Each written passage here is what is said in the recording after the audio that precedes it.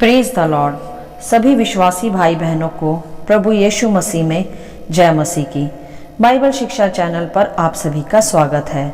हमारे इस चैनल को देखने के लिए आप चैनल को सब्सक्राइब करें और बेल आइकन के ऑल बटन को ज़रूर दबाएं, तभी आपको हमारी आने वाली हर वीडियो का नोटिफिकेशन मिलता रहेगा। आज मैं आपके लिए बाइबल की पुस्तक से एक गहरा अध्ययन लेकर आई हूँ, जिसका टाइटल है अदन की वाटिका से क्रूस तक का सफर। तो चलिए भाइयों बहनों, हम वीडियो स्टार्ट करते हैं। बाइबल दर्शाती है यहाँ कि यह उस समय की बात है जब यहोवा परमेश्वर ने पहले मनुष्य आदम की रचना की, उसमें जीवन का श्वास फूका, तब आदम एक जीवित प्राणी हो गया। तब बाइबल स्पष्ट करती है कि परमेश्वर ने आदम को लेकर अदन की वाटिका में रख दिया, जहाँ सारी भरपूरी, आशीषें और फलवंतता ऑलरेडी पाई जाती थी। और यहोवा परमेश्वर ने उसी अदन वाटिका में आदम को सभी अधिकार दिए, यहाँ तक कि आदम ने सभी जाति के घरेलू पशुओं और आकाश के पक्षियों और सब जाति के बनैले पशुओं के नाम भी रखे। और बाइबल बताती है कि परमेश्वर ने आदम को अदन की वाटिका में अधिकारी ठहराने के साथ साथ उसे कुछ आज्ञाएं व निर्देश भी दिए, जिसमें से एक आज्ञा यह थी कि यहोवा परमेश्वर ने आदम से कहा कि तू वाटिका के सब वृक्षों का फल बिना खटके खा सकता है, परंतु जो भले या बुरे के ज्ञान का वृक्ष है उसका फल तू कभी ना खाना, क्योंकि यदि तू वह फल खाएगा तो उसी दिन अवश्य ही मर जाएगा। हालेलुया। अब तक यहाँ हमने देखा कि आदम परमेश्वर के द्वारा रची गई एक रचना था, अर्थात क्रिएटेड सन बाय गॉड।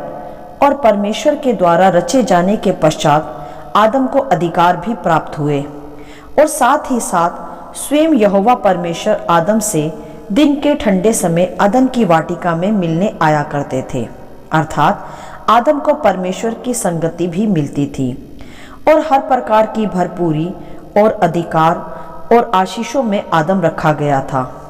परंतु मेरे प्रियो, हम देखते हैं उत्पत्ति अध्याय 3 में आदम के पापी हो जाने का वर्णन, जो कि स्पष्ट करता है कि अधिकार के साथ परमेश्वर ने आदम को आज्ञाओं में चलने के विषय भी सिखाया था, जो आदम ने हव्वा के कहने पर और हव्वा ने शैतान के कहने पर तोड़ दी। अर्थात मेरे प्रियो, ध्यान दे यहाँ कि जब आदम को अदन की वाटिका में रखा गया और वहां का अधिकार उसे दिया गया, तब भी परमेश्वर उससे संगति करने आते थे, अर्थात वह अधिकार भी यहोवा परमेश्वर की ही अधीनता में बने रहने से उसे मिले थे, क्योंकि वह परमेश्वर की ही रचना था। परंतु हम देखते हैं कि जब हव्वा के कहने पर, जिसे परमेश्वर ने ही आदम की पसली को लेकर रचा था, अर्थात हव्वा भी परमेश्वर के द्वारा रची व बनाई गई थी, उसके कहने पर आदम ने फल खा लिया और अनाज्ञाकारिता दिखाई। आदम ने अधिकारों को प्राप्त कर परमेश्वर की अधीनता में बने रहने को तुच्छ जान लिया, और हव्वा के कहने पर, जिसे परमेश्वर ने ही रचा था, आदम ने फल को खा लिया, जिसे उसको बनाने वाले परमेश्वर ने खाने से इनकार किया था। अर्थात मेरे प्रियो, आदम अधिकारी होकर घमंडी भी हुआ, परमेश्वर की आज्ञा को उसने तुच्छ जाना और शरीर पर मन लगाया, लालसा रखी और हव्वा की बात को मान लिया, परमेश्वर की इच्छा को और उसकी आज्ञाओं को तोड़ा। परिणाम स्वरूप आदम अदन की वाटिका से बाहर किया गया और मृत्यु उसमें फिर प्रवेश कर गई, और जो अधिकार व आरामदायक और आशीषों से भरा हुआ जीवन परमेश्वर की ओर से आदम को प्राप्त हुआ था, जिसे उससे कमाना नहीं पड़ा था, फिर अनाज्ञाकारिता के कारण वह सब आशीषें उससे वापस ले ली गई और उसे अदन की वाटिका से बाहर किया गया, और वह जीवन से मृत्यु में बदल गया, और अधिकार होने के स्थान पर, अधिकारी बने रहने के स्थान पर वह परिश्रम करने वाला बन गया। अर्थात घमंड के कारण, अनाज्ञाकारिता के कारण, पाप के कारण आदम की आशीषें फिर श्राप में बदल गई। हालेलुया। जैसा कि खुद शैतान ने परमेश्वर के विरोध में किया घमंड और अनाज्ञाकारिता, इसी कारण वह लूसीफर से बदलकर शैतान बन गया और स्वर्ग से बाहर निकाल दिया गया। यही शैतान ने आदम के साथ भी किया। मेरे प्रियो, यहाँ हमें समझनी है एक महत्वपूर्ण बात कि जब अधिकार मिलता है तब जिम्मेदारियां और बढ़ती जाती हैं, और जब जिम्मेदारियां बढ़ती जाती है तब अधिक आज्ञा पालन में चलना और अधिक अधीनता में चलना हमारे लिए आवश्यक होता है। तभी वह अधिकार जो हमें मिला है हम में बना रहता है, अन्यथा वह छीन लिया जाता है। हालेलुया। जैसा कि आदम के साथ भी हुआ, अर्थात आदम के पास सब कुछ था, यहाँ तक कि परमेश्वर की संगति भी उसे मिलती थी, परंतु उसने उस अधिकारों को प्राप्त कर, उस सुख सुविधाओं को और आशीषों को प्राप्त कर यहोवा परमेश्वर को ही छोड़ दिया, जिस कारण आदम पर मृत्यु आ गई और वह अदन की वाटिका से और परमेश्वर पिता की संगति से अलग किया गया। हालेलुया। वहीं दूसरी ओर हम देखते हैं हमारे प्रभु यीशु मसीह को, जो कि परमेश्वर पिता की रचना नहीं थे, ना ही वह क्रिएटेड सन थे। वह तो परमेश्वर पिता के द्वारा उत्पन्न हुए उसके इकलौते पुत्र थे, अर्थात सन ऑफ गॉड। परमेश्वर के पुत्र को पृथ्वी पर सारे अधिकार दिए गए थे, यहाँ तक कि पाप क्षमा का अधिकार भी केवल परमेश्वर के पुत्र प्रभु यीशु मसीह के ही पास है। और बाइबल स्पष्ट करती है कि प्रभु यीशु मसीह ने परमेश्वर पिता के इकलौते पुत्र होते हुए भी, अर्थात राजाओं के राजा होते हुए भी दास का सा रूप धारण किया और दुख उठा उठाकर पिता की आज्ञाओं को पूरा किया, और अधिकार में होते हुए भी अधीनता में बने रहे।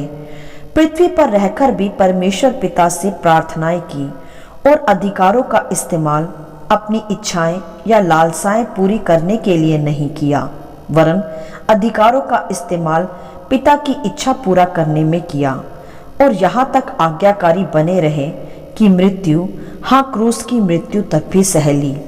और इसी कारण परमेश्वर ने उनको अति महान भी किया और उनको वह नाम दिया जो सब नामों में श्रेष्ठ है, और जो स्वर्ग में और पृथ्वी पर और पृथ्वी के नीचे है, सब उस नाम के आगे घुटने टेके।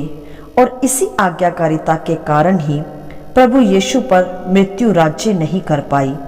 वह क्रूस पर दुखों को, पीड़ाओं को, कष्टों को उठाते उठाते बलिदान तो हुए, परंतु मेरे प्रियो, आज्ञाकारिता में और पवित्रताई में और अधीनता में बने रहने के कारण वह तीसरे दिन मुर्दों में से जी उठे और मृत्यु उन पर राज्य नहीं कर पाई, वरन वह जी उठकर पिता परमेश्वर की दाहिनी ओर जाकर विराजमान हो गए। हालेलुया। मेरे प्रियो, यह अदन की वाटिका से क्रूस तक का सफर यह दर्शाता है, अर्थात हम पर यह प्रकट करता है कि आज्ञाकारिता में और परमेश्वर पिता की अधीनता में और उसकी उपस्थिति में बने रहने में ही आशीषें हैं और जीवन है, और इसके विपरीत अनाज्ञाकारिता में, घमंड में, परमेश्वर की उपस्थिति को छोड़ देने में और उसमें बने ना रहने में दंड है और मृत्यु है। और दोनों अंतर हम देख सकते हैं। पहले मनुष्य आदम में, जिस पर मृत्यु ने राज्य किया, पाप व अनाज्ञाकारिता के कारण दंड उस पर आया, और दूसरे मनुष्य प्रभु यीशु मसीह पर जीवन ने राज्य किया, आज्ञाकारिता में बने रहने के कारण। हालेलुया। मेरे प्रियो, हम देख सकते हैं कि अधिकार दोनों के ही पास था, आदम के पास भी और प्रभु यीशु मसीह के पास भी। और एक क्रिएटेड सन बाय गॉड था, अर्थात परमेश्वर की रचना जो आदम था, और एक सन ऑफ गॉड था, अर्थात परमेश्वर पिता द्वारा उत्पन्न हुआ उसका इकलौता पुत्र। तो ज्यादा अधिकार पुत्र के पास थे, रचे गए आदम के पास नहीं थे। फिर भी प्रभु यीशु मसीह ने पिता की अधीनता में बने रहना कभी नहीं छोड़ा, पवित्रताई में चलना कभी नहीं छोड़ा, ना ही अधिकार प्राप्त कर घमंड ही किया या उनका उपयोग अपनी इच्छाओं को पूरा करने के लिए किया, नहीं, वरन प्रभु यीशु मसीह ने पृथ्वी पर रहकर भी, दुख उठा उठाकर भी परमेश्वर पर निर्भर होना नहीं छोड़ा, यहाँ तक कि क्रूस पर भी पिता को पुकारा और उसे स्मरण रखा। इसी कारण मेरे प्रियो, प्रभु ने मृत्यु को भी हराया, और जो आदम नहीं कर पाया। आदम घमंड के कारण, अनाज्ञाकारिता के कारण परमेश्वर की संगति व अदन की वाटिका दोनों से बाहर निकाला गया और मृत्यु ने उस पर प्रभुता किया। तो मेरे प्रियो, हमें समझना है यहाँ कि परमेश्वर पिता की ओर से हमें कितने ही अधिकार और दान वरदान क्यों ना मिल जाए, हमें परमेश्वर की अधीनता में व आज्ञा पालन में निरंतर बने रहना है। तभी हम मृत्यु को हराकर जीवन में प्रवेश कर पाएंगे और स्वर्ग के राज्य के अधिकारी भी हो पाएंगे और उसके पुत्र व पुत्रियां भी कहलाएंगे। और मेरे प्रियो, चाहे हमें कितनी ही आशीषित प्राप्त क्यों ना हो जाए, हमें घमंड नहीं करना चाहिए, वरन परमेश्वर पिता की अधीनता में सदा बने रहना चाहिए, उसे सदा पुकारते रहना चाहिए।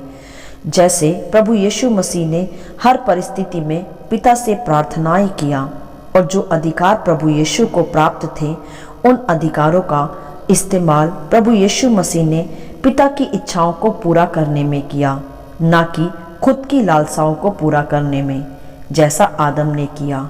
और पाप के कारण उसकी संगति पिता परमेश्वर से हमेशा के लिए टूट गई और मृत्यु ने आदम पर राज्य किया।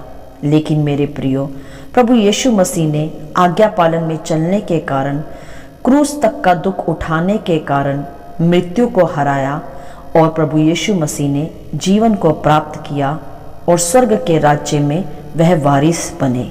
हालेलुया। तो मेरे प्रियो, हमें भी प्रभु यीशु मसीह की तरह उसकी समानता और स्वरूप में सदा आज्ञा पालन में चलना है, ताकि हम भी इस जीवन में आशीषों को प्राप्त करें और अधिकार के साथ बलपूर्वक स्वर्ग के राज्य में प्रवेश करें। हालेलुया। आशा करती हूँ इन वचनों का संक्षिप्त विवरण आप सभी को समझ में आया होगा। प्रभु आपको अपनी पवित्र आत्मा की भरपूरी से सदा भरता रहे। यदि आप चाहते हैं कि दूसरे भी इसे सुनकर आशीष पाएं, तो आप दूसरों के साथ भी इसे शेयर कर सकते हैं, क्योंकि हमारे प्रभु यीशु मसीह की यही इच्छा है। आमीन and God bless you all.